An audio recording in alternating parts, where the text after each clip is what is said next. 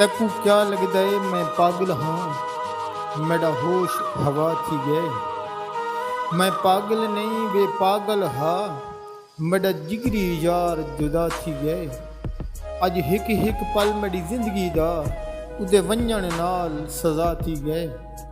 میری حالت دیکھ کے جگ پوچھ دے تکو شاکر کیا تھی گئے۔ نسے بے شک یار غلاب اساں پر مٹی دے گلدان تا ہیں۔ نسے خوش وسدے چن تیں وانگوں تیرے باج سجن ویران تا ہیں۔ نسے چتر چلاک زمانے وچ تیرے پیار دے وچ نادان تا ہیں۔